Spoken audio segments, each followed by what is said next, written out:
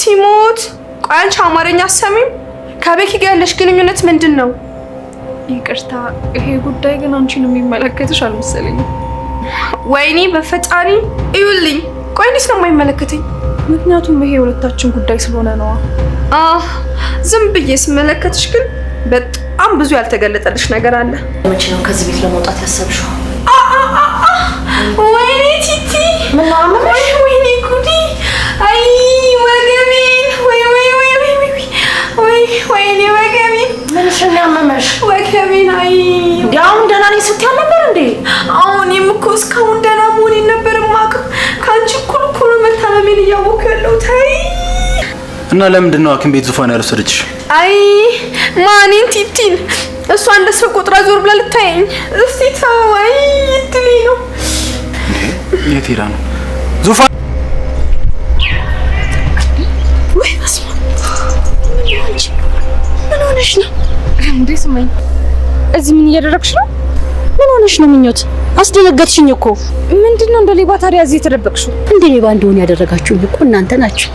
ልጄ ብትናፍቀኝ እንደዚህ ባያት ብዬ እኮ ነው ናፍቆቷ ቢቀልም። እንደዚህ ማድረግሽ እኮ ትክክል አይደለም ስመኝ። ቆይ በእኔ ፋንታ ዙፋን አግኝተሽ ቢሆንስ? ትክክል ነበራ።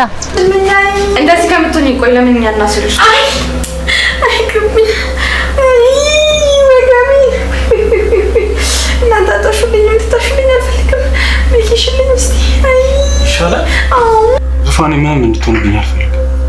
እስኪ አስቢ፣ ወላጅ እናቷን ያሳደገችሽ ወላጅ እናትሽ አይደለችም፣ ትክክለኛ ወላጅ እናትሽ አይደለችም ብዬ ብነግራት አስበሽዋል? የሚሰማት ስሜት እሱማ ይገባኛል።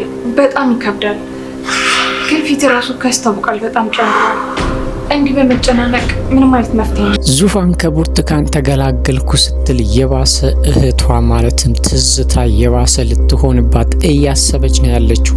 እንግዲህ የዙፋንን ሚስጥር ቤኪና ምኞት ሲያወሩ ስለሰማች ያንን ነገር ለዙፋን ለመናገር እያሰበች ነው ያለችው ማለት ነው። እንግዲህ እዚህ ቤት ውስጥ የመቆየት ምክንያት እየፈጠረችና ምንም ሳያማት እንደታመመ እየሆነች ያለችው ትዝታ እንግዲህ አሁን ላይ በብርቱካን ፋንታ ተተክታ ዙፋንን ለማስጨነቅና ከዛ ቤት ላለመውጣት ትግል ውስጥ ልትገባ እየሞከረች ነው ያለችው ማለት ነው። በእርግጥ ብርቱካን ልትጎዳት ሞክራ ነበረ። ቤኪ ለመጉዳት በሞከረችበት ሰዓት ለቤኪ ብላ ትልቅ አደጋ ተጋፍጣ ነበር። ግን ደግሞ ስለ አልወጋቻትም። ይሄንን እያወቀች ራሱ ከዚህ ቤት ውጪ እንዳይሏት አሞኛል እያለች ምክንያት እየፈጠረች እንግዲህ እዛ ቤት ከቆየች በኋላ ቤኪን የራሷ ለማድረግ እያሰበች ነው ያለችው። ነገሩ እንደምታስበው ቀላል ባይሆንላትም ግን ደግሞ አሁን ዙፋን ከጭንቀቴ ተገላገልኩኝ ብላ እያሰበች ባለችበት ሰዓት የዙፋንን ሚስጥር ስለሰማች አሁን ላይ ልትነግራት እያሰበች ነው ያለችው ማለት ነው። ይሄ ሚስጥር ምናልባትም ዙፋን ከሰማች ልትከፋና ልታዘን ትችላለች። ይሄ እንዳይፈጠር ደግሞ ቤኪ በጣም እየተጨነቀና ራሱን በትክክል በሽታውን ሙሉ በሙሉ ማስታመም ሲገባው አሁን ላይ ለሷ እየተጨነቀ ነው ያለው ማለት ነው። ትክክለኛ እህቱ ወይም የቴቴ ልጅ እንዳልሆነች ቢያቅም ግን ደግሞ ፍጹም እህቱ ስለሆነችና ከሷ ውጪ ለሱ ማንም ስለሌላት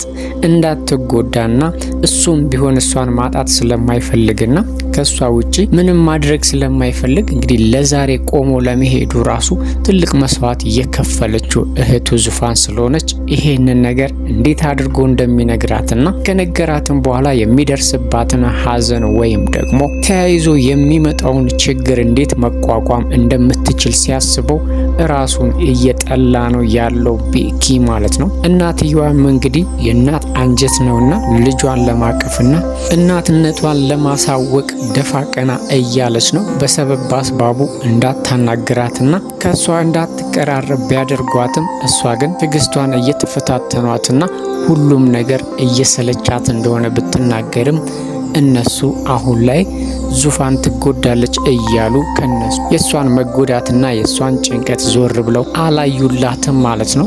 ግን በዚሁ ከቀጠለ ምናልባትም የዙፋን እናት ድንገት ባገኘችው አጋጣሚ ለዙፋን ነግራ ያልሆነ ችግር ሊፈጠርም ይችላል ማለት ነው። ይህንንም በመረዳት ነው እንግዲህ ቤኪ እኔ ቀስ ብዬ አስተባብዬ እነግራታለሁ ትንሽ ቀን ስጪኝ ብሎ የዙፋን እናት አሳምኗታል ማለት ነው። ግን ደግሞ እንዴት ብሎ እንደሚነግራትና ፊት ለፊቷ ቆሞ አንቺ እኮ ትክክለኛ እህቴ አይደለሽም ወይም ደግሞ እቴቴ እናትሽ አይደለችም ብሎ መናገሩ በጣም ከብዶታል ማለት ነው።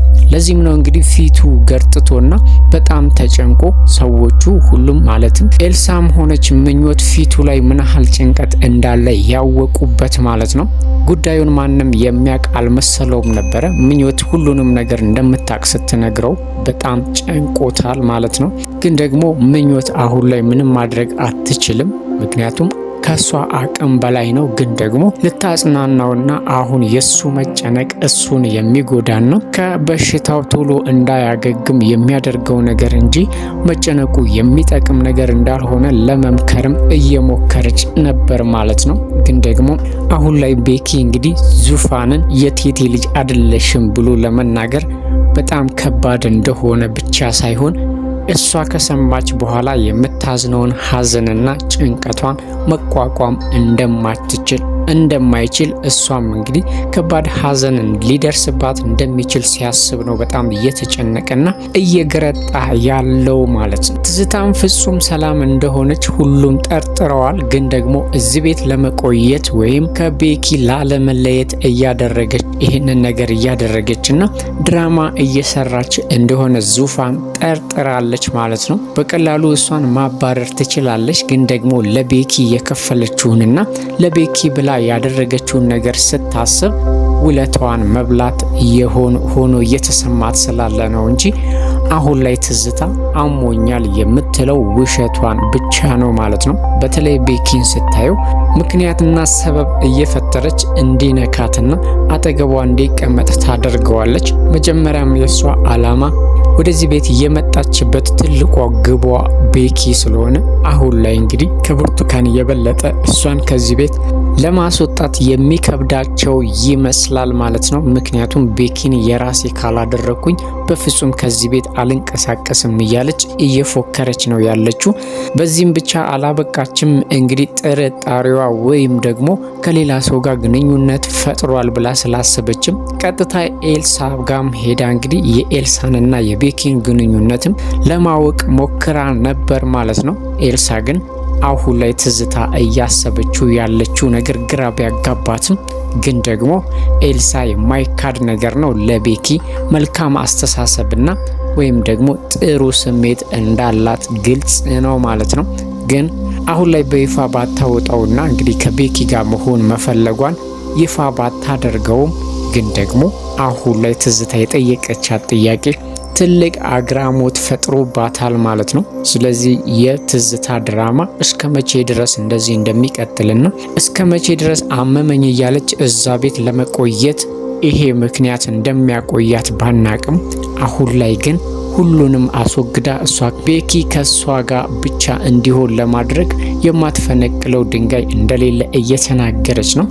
ከምኞት ጋር እንግዲህ ተቀራርቦ እያወራ ባለበት ሰዓት ምን ያህል እየተናደደች እንደሆነና እሷንም ለመጉዳት ወይም ደግሞ ከቤኪ ጋር በተቀራረበች ቁጥር ትልቅ ችግር እንደሚደርስባትና ልታደርስባት እንደምትችልም እያወራች ነበር ማለት ነው። ምኞት እንግዲህ ለቤኪ የከፈለችውን ዋጋና ምን ያህል አደጋዎችን ከብርቱካን ጋር እንደተጋፈጠች እናውቃለን።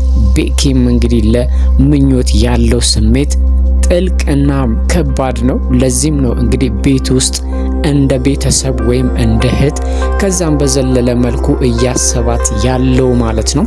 ብዙ መስዋዕት ከፍላለታለች፣ ብዙ ነገር አድርጋለታለች። እዛ ቤት በሰራተኝነት ብትገባም ግን ደግሞ ማንም ሰው እንደ ሰራተኛ እንዲያያት አይፈልግም ማለት ነው። ምክንያቱም ለሱ ያደረገችለት ነገር ከቤተሰብና ከእህት ያልተናነሰው ውለታ ነው የዋለችለት። እሷ ባትኖር ኖሮ ምናልባትም ቤኪ ዛሬ ላይ በህይወት ላይኖር ይችል ነበረ። ብርቱካንም ብዙ ነገር ልታደርገውና በቀላሉ ህይወቱንም ልታጠፋው ትችል ነበረ፣ ምኞት ባትኖር ኖሮ ማለት ነው። ቤኪም ይሄንን ውለታዋን ስላረሳ አሁን ላይ እዛ ቤት ውስጥ እንደ ቤተሰብና እንደፈለጋት ሆና እንድትኖር እንጂ እንደ ሰራተኛ እንድትኖር እየፈቀደ አይደለም ማለት ነው። በተደጋጋሚም ጋሺ እያለች ስትጠራው ይሄንንም ስያሜ እንደ ሁለተኛ እንዳትደግመውና በትክክለኛ ስሙ ማንኛውም ሰው እንደሚጠራው እንድትጠራው እንደሚፈልግም ደጋግሞ እያስጠነቀቃትና እያሳሰባት ነበር ማለት ነው።